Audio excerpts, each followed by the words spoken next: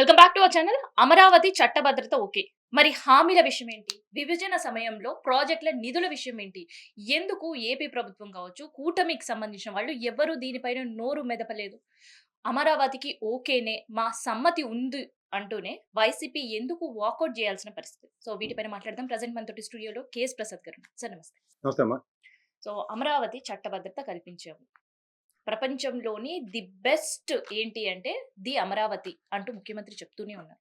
కానీ ఎందుకు విభజన సంబంధించిన హామీలు, ప్రాజెక్ట్ విషయం కావచ్చు, నిధులకు సంబంధించి ఎందుకు మాట్లాడలేకపోయారు? ఒక కామన్ మినిమం ప్రోగ్రామ్ కింద ముఖ్యమంత్రి పదవి వరించిన చంద్రబాబు నాయుడు గారు. కామన్ మినిమం ప్రోగ్రామ్ అంటే రాష్ట్ర ప్రయోజనాల్ని పణంగా పెట్టేయడం. ఎలాగో ఒరిజినల్గా అబద్ధాలు చెప్పుకుంటూ కాలక్షేపం చేయడం బాగా అలవాటు కాబట్టి ఇంకొంచెం అథెంటికేటివ్గా అబద్ధాలు చెప్పడానికి మేము కూడా మీకు సహకరిస్తాం. అసలు విభజన టైంలో ఈ వెంకయ్యనాయుడు మనందరినీ ఉద్ధరించి ఊళ్ళో వెళ్తానని చెప్పిన మహానుభావుడు కరెక్ట్గా ఏరు దాటిన తర్వాత బోడి మల్లన్న అన్నాడు. ఎవడంటే ఆయన పేరు వెంకయ్యనాయుడు. ఉమ్. మొమ్మట లేకుండా చెప్తున్నా. ఎందుకంటే ఆయనకి దీనికి విభజన హామీల్లో సంబంధం ఏంటి? ఆ? వెంకయ్యనాయుడు గారికి జరుగుతున్న ఇష్యూకి సంబంధం అందుకనే ఏంటి? వినాలి ఒక్క నిమిషం ఓపిక పడి. రాష్ట్ర విభజనప్పుడు నోరు పడిపోయి చచ్చిన ముస్లిం కాంగ్రెస్ బ్యాచ్ పనికొచ్చిన వాళ్ళకి సబ్జెక్ట్ తెలియకుండా దేబ్ జిల్లా కూర్చుని మొత్తం రాష్ట్ర విభజన చేసుకుని తగలడ్డారు ఆంధ్ర నుంచి ఎలక్ట్ అయిన ఎంపీలు. అప్పుడు మన కోసం మన ఏదో ఉద్ధరించేసిన వాళ్ళ మాట్లాడినాడు అంటే వెంకయ్యనాయుడు మాట్లాడి వచ్చేది మా గవర్నమెంటే, 10 ఏళ్ళు మేమే అని చట్టబద్ధత కల్పించే అంశాలు ఏవైతే ఉన్నాయో మన్మోహన్ సింగ్ గారు లాంటి గొప్ప వ్యక్తి మాట్లాడుతున్న తనాయించేసి ఉమ్. అవి ఏవి చట్ట రూపంలో లేకుండా నోటి మాట కింద పెట్టి మన నెత్తికి దాపరించేలా చేశారు ఈ రాష్ట్ర విభజన. ఈ దెబ్బకి ఒక దెబ్బకి 2 పెట్లు అన్నట్టు అటు తెలంగాణ ఇటు ఆంధ్రప్రదేశ్ 2 తీవ్ర నష్టాన్ని బీజేపీ పరంగా ఎదుర్కొంది. ఇప్పుడు కాంగ్రెస్ కాళ్ళకి ఏముంది, ఎలాగో విభజిస్తామని సోనియా గాంధీ గారి బర్త్డేకి నేను ఇచ్చేస్తానని చెప్పింది ఆవిడ ఇచ్చేసింది, ఉమ్. అయిపోయింది. మన కాపాడివాడు ఎవడో ఆ టైంలో అనుకుంటే ఒక మహానుభావుడు రాజశేఖర రెడ్డి గారు. ఆయనకి ఈక్వలెంట్ కాంపౌండర్ ఎవరంటే ఖచ్చితంగా చంద్రబాబు నాయుడు అనుకున్నాం. కానీ కరెక్ట్గా చంద్రబాబు నాయుడు గారు విభజన టైంలో మనకి మడతెట్టి తెలంగాణలో నెత్తిన పాలు పోసారు. ఎందుకంటే నేను విజనరీ, నేనే హైదరాబాద్ కట్టాను, తోటకూర ఇవన్నీ కబుర్లు చెప్పినాడు. కట్టుబట్టలతో అమరావతి పారిపోయారు. ఇక్కడ మనం గమనించవలసిన విషయం ఏంటంటే ఈ వెంకయ్యనాయుడు 10 ఏళ్ళు మనకి ఏటర్ చేసిండు బై అని ఎవడని అడిగినోడు ఉన్నాడు ఈ రోజు దాకా. ఏమనంటే టిడుకో ఇల్లు బుడుకో ఇల్లు ఏమో పనికిమాల కబుర్లు తప్ప రాష్ట్ర విభజనకు సంబంధించిన అంశాల్లో మనకి తెలంగాణ నుంచి రావాల్సిన బకాయిలు కానీ అయితే కేంద్రం మనకు సహాయ సహకారాలు అందిస్తున్నాయి కానీ ఎక్కడైనా కనబడుతున్నాయి ఎవరికైనా? కనిపించట్లేదు అంటున్నారు. కనిపించిందే మోడీని పిలిపియడం జరిగిందా రెండోసార్లు? అదే నిధులు చెప్తున్నాను. కేటీఎన్ కి సంబంధించి మాట్లాడడం జరిగిందా? ఇప్పుడు తెలంగాణలో అయితే అడుగుపెట్టిన పరిస్థితి కదా మోడీ, ఎక్సెప్ట్ ఎన్నికల ప్రచారం మినహా. వాళ్ళకి కావాల్సింది ఏంటి? ఎలక్షన్స్, గెలుపోవటములు. ఇవి తప్ప వాళ్ళకి మన ప్రయోజనాలు రాష్ట్ర ప్రయోజనాలు అక్కర్లే వాళ్ళకి. వాళ్ళే బీజేపీ వాళ్ళు ఏం చేస్తారంటే వ్యక్తిత్వ హననాలు ఎదుటి మనిషిని నిలువెత్తున చంపేసి వీళ్ళే తీసిమార్కాలని ప్రొజెక్ట్ చేసుకుని కాలక్షేపం చేస్తున్న ఏకైక గనులు ఎవరంటే బీజేపీ వాళ్ళు. దాంట్లో నరేంద్ర మోడీ గారు సిద్ధహస్తుడు అందులో. ఇప్పుడు మనం రాష్ట్ర ప్రయోజనాల విషయంలో విభజన అనంతరం నీటి సమస్యలు అక్కడే అలాగే ఉన్నాయి. ఎన్నిసార్లు ఎపెక్స్ బాడీలు కూర్చున్నారు, ఎన్నిసార్లు ముఖ్యమంత్రులు కూర్చున్నారు. ఎంతసేపు సూర్యోద్భవ వాతావరణం, అన్నదమ్ములు, ఈ దిక్కుమాల డైలాగ్ తప్ప ఇంకేమైనా ఉందా? ప్రాపర్ ఎలక్షన్స్ ఉన్నాయి ఎప్పటికైనా? ఎవరికి నచ్చిన పని ఇవన్నీ ప్రశ్నించాల్సిన వైసీపీ వాకౌట్ చేసుకుని వెళ్ళిపోతే ఎలా? ఇందులో వైసీపీయే ప్రశ్నించాలన్నది ప్రతి ఒక్కరు మాట్లాడేస్తున్నారు. ఈ తెలుగుదేశం వల్ల అధికారంలో ఉండి మా ప్రయోజనాలు మాకు ఎందుకు పరిరక్షించబడట్లేదు ఎందుకు మాట్లాడరు? సరే, వాళ్ళకి చేత కావట్లేదు, మాట్లాడలేదు. సరే మరి తగుదనమ్మా అని మాడేశారు కదా. ఆంధ్రజ్యోతి ఈనాడు పేపర్ చదువుకునే పురంధేశ్వరమ్మ కూడా మాడేసింది కదా. దాంతోనే అవగాహన ఉంటుంది ఆవిడకి. సీఎం రమేష్ కూడా మాడేశాడు కదా. మరి మనకి ప్రత్యేక హోదా అన్నారు కదా, అది ముగిసిపోయిన అధ్యాయం అని ఎందుకు అన్నారు? ఇప్పుడు మీకు అమరావతి రాజధాని అసలు ఫస్ట్ థింగ్ నేను ఒకటే అడుగుతున్నా, వాకౌట్ అంటున్నా. సరే, బీజేపీ మహానుభావుడు వాజ్పేయి గారి టైంలో 3 రాష్ట్రాలను విభజించాడు తెలుసు కదా. జార్ఖండ్, ఉత్తరప్రదేశ్ నుంచి తీసుకొచ్చి. సో వీటికి ఎవడైనా సరే రాజధాని ఇదని వాళ్ళు నిర్ణయించుకున్నారా? ఇలా కేంద్ర ప్రభుత్వంలో మళ్ళీ ఇంత పంచాయతీ ఎట్టి అమరావతి రాజధాని ఎవరికాడు తప్పలు కొడుతూ ఓట్లు వేసారా? చెప్పమ్మా. ఏ రాష్ట్రానికి ఆ రాష్ట్రాన్ని కదా. అప్పుడు ఏమైనా జార్ఖండ్ కానీ మీరు ఇది క్యాపిటల్ పెట్టుకోండి, ప్రాంతం మేము క్యాపిటల్ చేయాలనుకుంటున్నాం అంటే ఏంటి, మూసుకొని అదే చేసుకోండి అని చెప్పాలి. అంతకుమించి అడిగి అంత సీన్ లేదు. రెండోది, ఇక్కడ మీకు మళ్ళీ మన మాట నేను అంత అనుభవజ్ఞుణ్ణి అన్నప్పుడు నిజంగా పార్లమెంట్లో కూర్చున్న వాళ్ళందరూ రాజధాని లేని రాష్ట్రమా? మరి 2015లో నరేంద్ర మోడీ గారు వచ్చి నీళ్లు మట్టి మన మొఖాన్ని పోసారని వాళ్ళే చెప్తారు కదా అక్కడ కూర్చుని. పారాచూట్ వేసుకుని ఇప్పుడు బీజేపీకి నెత్తికి దాపరించిన కాంగ్రెస్ పారాచూట్ బ్యాచ్ను, తెలుగుదేశం పారాచూట్ బ్యాచ్ ఎంపీలను. మరి అప్పటి నుంచి ఇప్పటిదాకా అమరావతి రాజధానిని ఆయన యాక్సెప్ట్ చేసినట్టే కదా ఎవరైనా. నేను యాక్సెప్ట్ చేసినట్టు, నువ్వు యాక్సెప్ట్ చేసినట్టు. జగన్మోహన్ రెడ్డి కూడా రిట్ ఆఫ్ మ్యాండమస్ తీర్పు గౌరవిస్తున్నానని చెప్పి 3 రాజధానుల బిల్లు విరమించుకుంటే అమరావతి కాకుండా ఇంకేముంది రాజధాని అంటే రోజు వచ్చి అమరావతి లేని రాజధాని, ఇదే నా రాజధాని అని రోజు వచ్చి హరికథ కాలక్షేపాలు చేయాలా? అంటే ఇప్పుడు రాజధానికి చట్టబద్ధత కల్పించడం ఎలా అన్నదాన్ని కల్పిస్తావు? ఇప్పుడు ఈ దేశంలో ఉన్న ఏంటి సమస్య? కేంద్రపాలిత ప్రాంతాలతో కలిపి 33 ఉన్నాయి. ఎవరికి చట్టబద్ధత కల్పించారు ఇప్పటిదాకా? అంటే కల్పించకుండా ఉంటే బాగుండంటున్నారా మీరు? అదేంట మా ప్రశ్న. కల్పించడానికి నేను మాట్లాడట్లే. ఉమ్. ఒక స్టేట్ గవర్నమెంట్కి చెప్పుకోవడానికి డిస్క్రిప్షన్ గురించి మాట్లాడుతున్నారు. అంటే ఉన్న అమరావతిని నేను చెప్పుకోలేకపోతున్నాను. చేతకాంతానని తెలుగుదేశం ప్రదర్శిస్తుంటే రాజధాని లేని రాష్ట్రం అని ఆ జడ్జి గారు అన్నారు, వాళ్ళ తోటకూర మాస్టర్ అన్నాడు. ఇవన్నీ మాకెందుకు? ఉమ్. అమరావతి రాజధాని మొదటి నుంచి నేనే చెప్తున్నా. ఎవరు కాంట్రడిక్ట్ చేశారు దాన్ని? ఇప్పుడు గౌరవ న్యాయస్థానం రిట్ ఆఫ్ మ్యాండమస్ తీర్పుని గౌరవిస్తూ తీర్పు ఇచ్చింది. గౌరవించిందా లేదా ఆనాటి తెలుగు వైఎస్ఆర్సీపీ ప్రభుత్వం? లేదు మేము కోర్టుని గౌరవించట్లే, మాది 3 రాజధానులు నిలిపిడా, 3 రాజధానుల బిల్లు విరమించుకున్నాడు ఆయన. విరమించుకునే పరిస్థితి. మరి అవి ఎందుకు డిస్కషన్ అవ్వట్లే? 3 ముక్కలు ఆట ఆడేశారు, 3 ముక్కలు ఆట ఆడేశారు. ఆడిన తర్వాత ఏమైంది? 3 ముక్కలు ఆట నువ్వు నేను ఆడావు లేదా నలుగురితో కూర్చుని ఆడావు అనుకో, నాకు 3 ఆశలు పడ్డాయి, నీకు 3 రాజులు పడ్డాయి, ఇంకోటి 3 రాణీలు పడ్డాయి అనుకో, నేను గెలుస్తాను, నువ్వు గెలుస్తావు. 3 ఆశలు పడింది ఎవరికి? తెలుగుదేశం కోర్టుకు వెళ్ళిన వాళ్ళకి. వాళ్ళు గెలిచారని ఒప్పుకుంటుంటే ఆ 3 ముక్కలు ఆట ఆడేవా లేదా అంటే నేను ఏడు చేయాలి? డన్. అయితే ఇప్పుడు అమరావతికి ప్రపంచ గుర్తింపు తేయడమా లేదంటే ఇంకొకటి తేయడం పక్కన పెడితే విభజనకు సంబంధించి ఆంధ్రప్రదేశ్ ఏంటి పరిస్థితి? అదే పరిస్థితి. బకాయిల పరిస్థితి ఏంటి? 2014 నుంచి ఏ వెనుకబడిగా పరిస్థితి ఉన్న ఉందో మండలాల అదే పరిస్థితి పరిస్థితి. ఏంటి? 2000 భద్రాచలం మండలాల పరిస్థితి ఏంటి? అదే అంతే సేమ్ అలాగే పోలవరం ప్రాజెక్ట్ పరిస్థితి ఏంటి? ఎత్తు కూడా తగ్గించారు. ఇప్పుడు నేను మిథున్ రెడ్డి వాళ్ళందరూ మాడుతున్న వినలేదా? పోలవరం ఎత్తు తగ్గించి యాక్సెప్ట్ చేశారు. మరి ఎందుకైనా రాష్ట్ర విభజన బౌలార్ద్ర శ్రాద్ధక ప్రాజెక్ట్ అని చెప్పిన దగ్గర సార్థకత లేని ప్రాజెక్ట్ కట్టేస్తుంటే ఓ చెక్ డ్యామా? ఇంత కష్టపడి మనం విభజనలో సాధించుకున్న ప్రగతి ఏంటంటే పోలవరం ప్రాజెక్ట్ అన్నప్పుడు చెక్ డ్యామ్కి ఈక్వల్గాను, దాంతో ఒక పెద్ద పవర్ ప్రాజెక్ట్ అన్నారు. నిన్ను చెప్పి అంటే అన్ని అబద్ధాలే కదా. వాటి మీద ఎందుకు మాట్లాడరు? దీనికే కదా మీకు 45 సంవత్సరాల పూర్ణ అనుభవం ఉన్న చంద్రబాబు నాయుడు గారిని మీరే కదా, నేనే కదా, అందరూ కితాబిస్తున్నారు కదా మీకు. ఒకటి మాత్రం నేను చెప్పను. నిన్న జగన్మోహన్ రెడ్డి గారు చూడు, మనకి ఎవరికో పెళ్లికి వెళ్తాం, ఆ ఇంట్లో ఏదో పొరపాటున ఒక చావు జరిగింది అనుకో, ఆ పెళ్లికి వెళ్ళి మనం ఏం చేస్తాం? ముహూర్తం అయ్యేదాకా మూసుకుని ఉండి చావు కబురు చెప్పి పెళ్లి అనే తంతు కార్యక్రమం చేసి దట్ ఈస్ ఇన్వెటబుల్. కానీ జగన్మోహన్ రెడ్డి స్ట్రాటజీ సరైన టైంలో కాకుండా రాంగ్ టైంలో ప్లే చేశారు. దానికి ఎవడో ఓ తలకమాసిన స్క్రిప్టులు రాసే ఓ బొరతక్కు బ్యాచ్ ఉన్నారు. నేనంటుంది ఒకటే, రాంగ్ టైమింగ్ అన్నది ఎప్పుడైనా సరే it makes lot of impact. ఇప్పుడు ఇదే జగన్మోహన్ రెడ్డి ఒక మంచి ట్రాప్ వేసాడు, జాగ్రత్తగా గమనిస్తే. ఏది చట్టబద్ధ ఏది రాజధానికి? చట్టబద్ధ ఏది అని అందాం అనుకుంటున్నాం. చట్టబద్ధ దేనికి? యాక్సెప్టెడ్ కదా ఫ్రమ్ ద 10 years నుంచి. స్టేట్ డిస్క్రిప్షన్ అని ఎవడన్నా మాట్లాడా? చంద్రబాబు నాయుడు గారు లాంటి అనుభవం ఉన్న వ్యక్తి కూడా ట్రాప్లో పడ్డాడు అక్కడ. నువ్వు జాగ్రత్తగా గమనిస్తే. అమరావతి రైతులు వస్తే మళ్ళీ చట్టబద్ధ ఏంటంటే అమరావతి రాజధాని అని మాట్లాడవలసిన వ్యక్తి కూడా కేంద్రంలో ఈసారి సమావేశాల్లో బిల్లు పెట్టిస్తాం, చట్టభద్రత కల్పిస్తాం. చట్టబద్ధత కల్పిస్తాం. అదేంటిది నాకు అర్థం కాదు. ఈ రోజుల్లో లివింగ్ రిలేషన్షిప్లకే వాళ్ళకి పుట్టిన సంతానానికే గౌరవ సుప్రీంకోర్టులు ఎస్ ఈజ్ అన్ ఆథరైజ్డ్ భర్తే భరించాలి అనే తీర్పులు ఇచ్చే రోజులు ఇవి. ఎస్. అలాంటి దగ్గర వాట్ ఈస్ దిస్ అంటే దాన్ని ప్రజల్లోకి తీసుకెళ్ళడం ఉన్నది. ఇప్పుడు ఉదాహరణకి అమరావతికి 1,00,000 కోట్లు 2,00,000 కోట్లు ఖర్చు పెట్టాలి. ఒక్కొక్క ప్రభుత్వానికి ఒక్కొక్క విధానం ఉంటుంది. నేను ఖర్చు పెట్టలేను అన్నది జగన్మోహన్ రెడ్డి విధానం. కానీ దాన్ని జనాల్లోకి ఇంజెక్ట్ చేయాలి కదా. ఇప్పుడు ఉదాహరణకి అందులో ఫెయిల్యూర్. అది మెజరబుల్ ఫెయిల్యూర్. ఈ 2 సంవత్సరాల టైంలో ఎస్.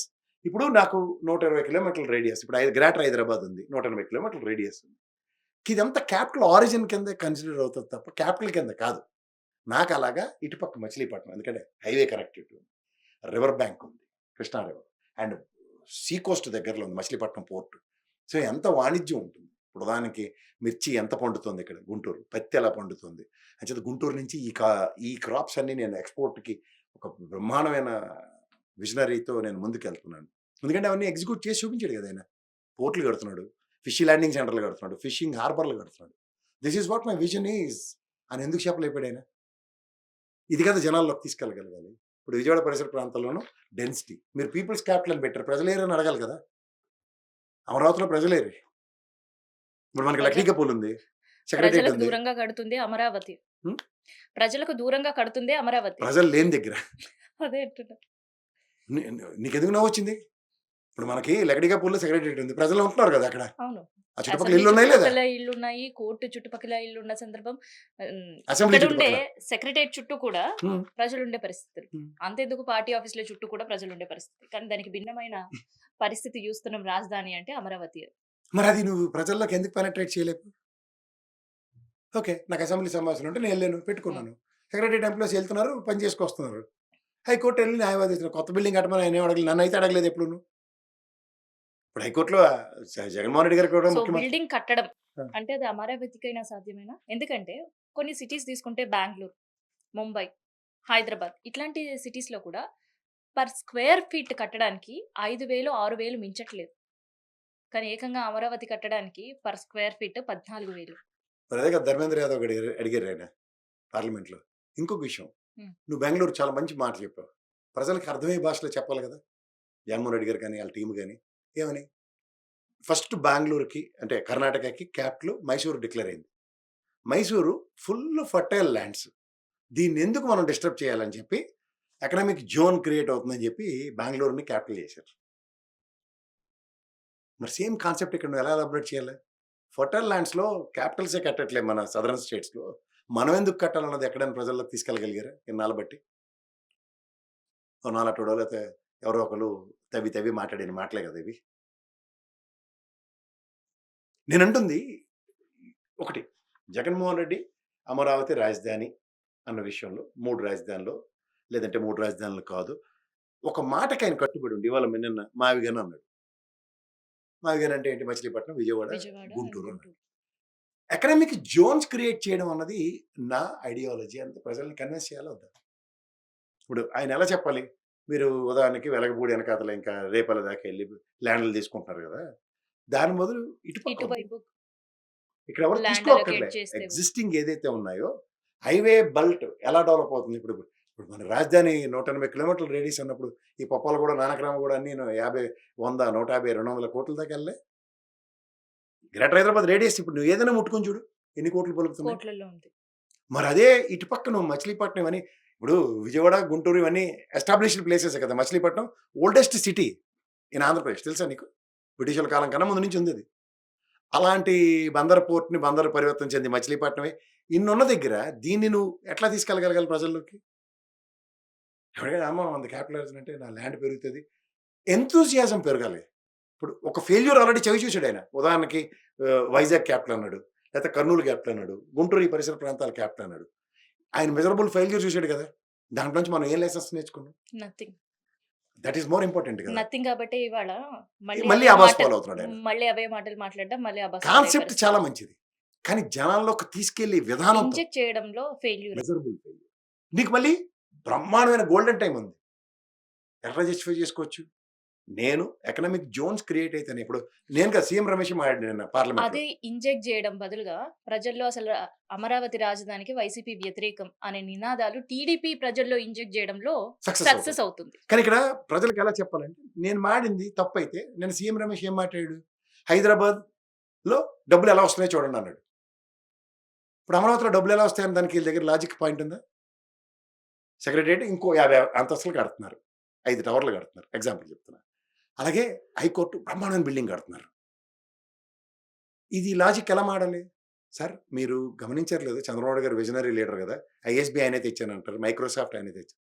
అప్పుడు మన నిజాం బిల్డింగ్ సెక్రటేరియట్ అదే కదా సార్! ఇది అసెంబ్లీ భవనం అదే కదా!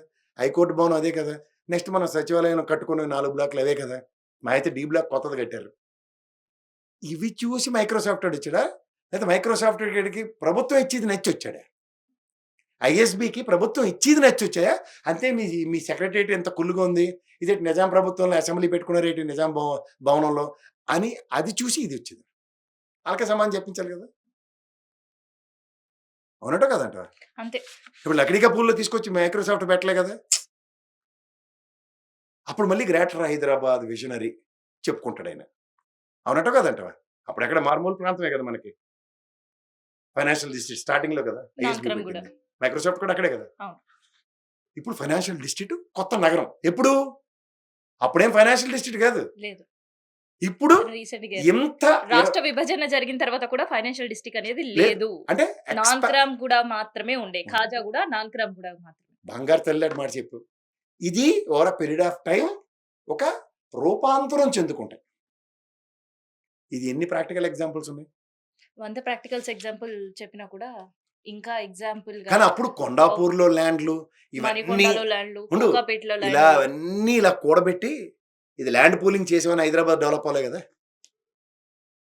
అప్పుడు మీరు చెప్పింది మీరు చెప్పేవే. కొండలను పిండి చేశారు. హ్మ్. కొండల్ని చదును చేసి కట్టుకున్నారు. Hmm. These are all proven things. అంటే అభివృద్ధికి కొండల అవరోధం కాదు.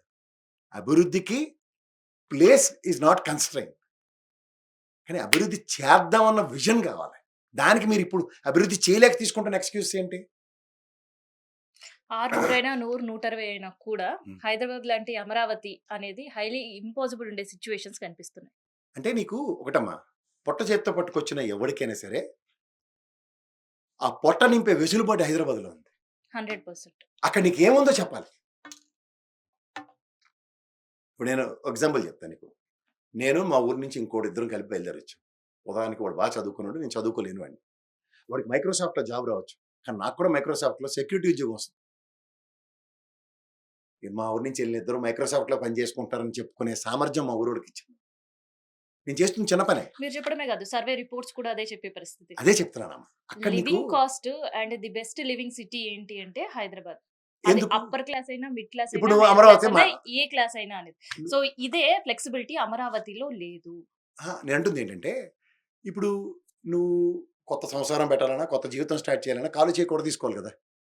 అక్కడ నువ్వు ఏ ప్రాతిపదిక మీద కాలు చేయి కూడా తీసుకోగలవు? ఇదే హైదరాబాద్ అనుకో, లేదంటే ఇదే విజయవాడ అనుకో, ఓ రెంట్‌కి ఓ సింగిల్ బెడ్‌రూమ్ అన్నా దొరుకుతుంది నాకు. అమరావతిలో ఏ బెడ్‌రూమ్ ఇల్లు కొనుక్కుంటావు? సింగిలా? డబులా? త్రిబులా? సో ప్రజలకు దూరంగా, అభివృద్ధికి దూరంగా ఉండే అమరావతి. డన్. అంటే సో ఇప్పటికి నేను అందుకనే చెప్తుంది ఒకటే. హ్మ్. ప్రభుత్వంకి కావాల్సిందేంటి? ఇప్పుడు నిన్న నారాయణ ఒక హరికథ చెప్పాడు కదా అందరికి. హ్మ్. ఏముంది 6,000 ఎకరాలు పక్కకు తీసాం, అమ్మేస్తామని. హ్మ్. నీ వల్ల బాగుపడి నీ జేబేరుడు ఉన్నాడు కదా మురళీమోహన్. తీసుకెళ్ళి అక్కడ 50 ఎకరాలు కొనిపించి చూద్దాం. 50 కోట్లు చొప్పున. ప్రభుత్వం 50 కోట్లకి ఒక ఎకరం అమ్మింది. ఇగో జేబేరి ఇవాళ వెంచర్ స్టార్ట్ చేస్తుందని చూపించు ఒక్కసారి మీ వాళ్ళతోనే. అవేవి చేయకుండా అదే అభివృద్ధికి జగన్మోహన్ రెడ్డి అడ్డుపడిపోయాడు. అదేమన్నా హైదరాబాద్ అభివృద్ధికి మా తాతయ్య అడ్డుపడ్డాడు. ప్రసాద్ గారి అభివృద్ధికి, అమరావతికి వ్యతిరేకం. హ్మ్. ఇవెవడికి కావాలి? ఇవే కావాల్సొస్తున్నాయి ప్రజలకి. సో అందుకనే ముఖ్యమంత్రి కూడా టెన్షన్ పడకండి. అటు ఎమ్మెల్యేలైనా, ప్రజలైనా టెన్షన్ ఎక్కువైతే మెడిటేషన్ చేయండి హ్మ్. అంటూ అడ్వైస్ చేస్తున్న పరిస్థితి. ఆ! పడుకో. సినిమాలో డైలాగ్ ఉంటది. అయితే పడుకో అని. మెడిటేషన్ అంటే ఏంటి? పడుకోవడమే కదా! అట్లాంటి టెన్షన్ వాతావరణం ఎమ్మెల్యేలే క్రియేట్ చేస్తున్నారా? ప్రతిపక్షాలు క్రియేట్ చేస్తున్నాయా? ఆబ్వియస్లీ. ఇప్పుడు ఎమ్మెల్యేలకి క్రియేట్ అవుతుందంటే కారణం ఏంటి? హ్మ్. అమరావతి రాజధాని తెచ్చారు. సార్ మా ఫ్లాట్ ఎప్పుడు ఇస్తారు సార్ అని హ్మ్. అడుగుతున్నారనుకో, హ్మ్. దానికి ఏం సమాధానం చెప్పాలి? డెవలప్డ్ ఫ్లాట్ అన్నారు కదా సార్! ఏది సార్ అని అడుగుతున్నారు. అమరావతి రాజధాని తెచ్చేసాం మేము. తెలుసా కదా! ఇప్పుడేంటి సార్? అమరావతి రాజధానినే కదా మేము ఊహించాం. హ్మ్. ఈ కాంట్రడిక్షన్స్ ఎవరు అడ్రెస్ చేయాలి? వాళ్ళు అడ్రెస్ చేయాలి. దాని బదులు ఏం చేస్తున్నారు? జగన్మోహన్ రెడ్డి మీ అమరావతికి వ్యతిరేకం తెలుసా? ఇది ఎక్స్‌క్యూజ్.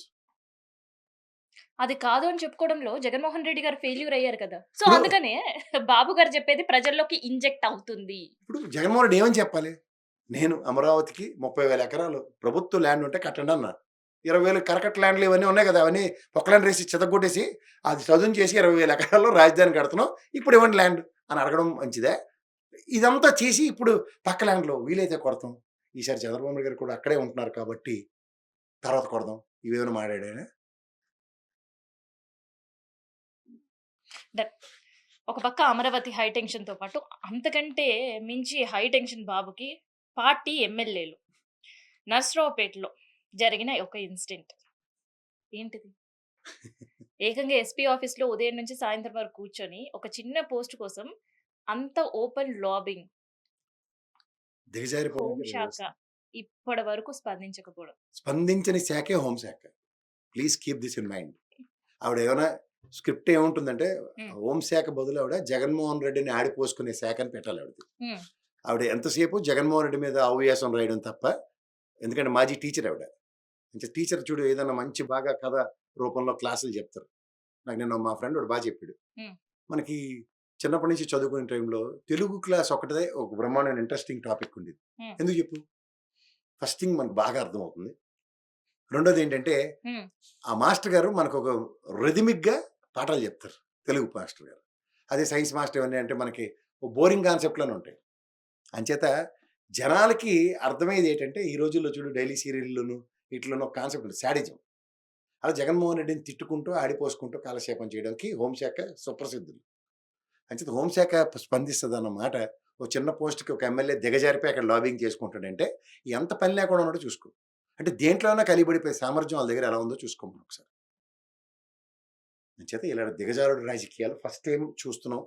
చూసి తరించిపోవాలి అంతకన్నా ఏం లేదు. అంటే ఒక ఎమ్మెల్యేలు సమస్యలు పరిష్కరించడానికో, లేదంటే శాంతి భద్రతల గురించో ఒక జిల్లా పోలీసు ఎస్పీ స్థాయి అధికారినో, కలెక్టర్‌నో విజ్ఞప్తులు చేయడమో, లేదంటే నియోజకవర్గం అభివృద్ధికి సంబంధించి మాట్లాడడమో చూస్తాం. ఏకంగా కలెక్టర్ నాకు చెప్పి రావాలి, చెప్పులేసుకొనెళ్ళాలి, నా పర్మిషన్ లేకుండా నా నియోజకవర్గంలో అడుగు పెట్టొద్దు అంటూ వ్యవహార శైలి. ఇదే చెప్తున్నాను. గుడివాడ ఎమ్మెల్యే. ఇది ప్రజాస్వామ్యం. ఆ! గుడివాడ ఎమ్మెల్యే. ఆహా! అది కొత్త పిచ్చోడు పొద్దురగడని కొత్తగా ఎలక్ట్ అయ్యాడు కదా! అంచేత కాస్త గుడివాడ నాని టైప్‌లో కన్ను మిన్ను కానట్లేనట్టుగుంది. ఇదే పరిస్థితిలో ఒక గౌరవ కలెక్టర్ గారు ఆ! నాని గారిని ఏం చేస్తే ఆనాటి ముఖ్యమంత్రి అయిన రాజశేఖర రెడ్డి గారు ద వే ఈజ్ హ్మ్. ఆ! రెస్పాన్స్‌కే కదా! నాని గారు ప్రభావితమై జగన్మోహన్ రెడ్డి గారి ఆళ్ళ నాన్నగారి దగ్గర జాయిన్ అయ్యాడు. అప్పటినుంచే కదా ఆయన అబాస్ పాలయ్యాడు. సో, అంచేత నియోజకవర్గంలో ఎస్పీలనిను, కలెక్టర్‌లని తనాయించేస్తే పేరు ప్రఖ్యాతలొస్తాయన్న దగ్గర కాపాడేవాడు ఆ రోజు రాజశేఖర రెడ్డి గారు. ఇప్పుడు చంద్రబాబు గారు కాపాడతారేమో చూద్దాం. ఆఫ్‌కోర్స్ ఎందుకు అంటే వాళ్ళకి ఒకవైపు కుల ప్రాతిపదిక మీద కాపాడే శక్తులు ఎక్కువున్నాయిలెండి. ఒక పక్క ఎమ్మెల్యేల విషయంలో వాళ్ళు ఎస్పీలను బెదిరించినా, కలెక్టర్లను బెదిరించినా కూడా ముఖ్యమంత్రి స్పందన లేదు. డిప్యూటీ సీఎం అసలే స్పందన లేదు. ఇక వీళ్ళు వేయాల్సిన వేషాలు ప్రపంచమంతా చూసి ఆంధ్రప్రదేశ్ పరువు నడిబజార్‌లో పెట్టినా కూడా బిఎన్ నాయుడు లాంటి వాళ్ళని సస్పెన్షన్ లేదు. ఆరో తారీఖు నాడు ఏం ఆల్ఫాలో ఎట్టారు. జరుగుతుంది? ఆ జూబ్లీహిల్స్ ఎలక్షన్స్‌కి లింక్ పెట్టి ఇక్కడ తగలడ్డాడు. ఆరో తారీఖు నాడు తీయకపోతే చూపిస్తారు సినిమా. వదిలే సీన్‌లే తీశారు. హ్మ్. అయిపోయింది కథ ముగిసిపోయింది బీఆర్ నాయుడు. నువ్వేం టెన్షన్ పడకు. ఈ జూబ్లీహిల్స్ ఎలక్షన్‌లో ప్యానెల్ ఒకటే ఉంది. గుమిగూలు ఆడించేద్దామని రెడీగా ఉన్నారు. హ్మ్. సో, ఎమ్మెల్యేల వ్యవహారం పైన వీళ్ళు నోరు మెదపకపోతే ఒక ఎమ్మెల్యే తర్వాత ఒక ఎమ్మెల్యే ఇలాంటి వ్యవహారమేనా? మొదలెట్టింది ఆదిమూలం. హ్మ్. మొదలు కరెక్ట్‌గానే మొదలైంది కదా! అంచేత జడ్డు పేరుతో ఎవడున్నాడో అప్పటిదాకా ఆగదది. ఈత మొదలైంది జడ్డు దాకా ఆగదని. సో, ఇవే చూస్తుండాలా ఇంకా ప్రజలు? అయితే చూసి తరించాలి ప్రజలు. అలా ఇప్పుడు గోరంట్ల మాధవ్‌ది ఒక పెద్ద ఇష్యూ చేశారు కదా! హ్మ్. అలాగే ఈ ఇష్యూలు చేయడం రాట్లేదు వైఎస్ఆర్‌సీపీ వాళ్ళకి. హ్మ్. అందుకని సరే ఇష్యూ చేయడం రాకపోయినా అట్‌లీస్ట్ ఇష్యూని టేకప్ చేయడంలో ఇక్కడ ఫెయిల్యూర్ అవుతుందా వైసీపీ? దానికి ఒక కలెక్టివ్ టీమ్ కావాల. కలెక్టివ్ ఒక టీమ్ అన్నది ఎమ్మెల్యే వర్క్ ఒక చేస్తేనే ఎస్పీని పనవుతుంది. బెదిరించినా, ఒక ఎమ్మెల్యే ఒక కలెక్టర్‌ని నా పర్మిషన్ లేకుండా నా నియోజకవర్గంలో అడుగు పెట్టొద్దు, సర్ప్రైజ్ విజిట్‌లు చెయ్యొద్దు అని చెప్పినా ఎందుకు వైసీపీ ఇంత జరుగుతున్నా కళ్ళు మూసుకొని ఉంటుంది? ఇక్కడ ఫస్ట్ థింగ్ ఏంటంటే ప్రాథమిక అవగాహన ఎవరికైనా కావాల్సింది ఏంటంటే ఫస్ట్ క్లాస్ మేజిస్ట్రేట్ గారు అంటే ఐఏఎస్ కలెక్టర్ గారు. నేను ఎప్పుడైనా సరే వినాశకాలం దాపరించినప్పుడు ఏమవుతుందంటే అడ్మినిస్ట్రేషన్‌తోనే పెట్టుకుంటుంది గవర్నమెంట్. అదే పుట్టుముంచుతది. బ్యూరోక్రాట్స్, సచివాలయ ఎంప్లాయీస్‌తోను ఎప్పుడైనా చెడుగుడు ఆడుకుంటే, ఆ చెడుగుడికి కడుపులో గుడగుడలాడించేస్తారు. ఇది చరిత్ర. So, there is final destiny is decided అని అర్థం.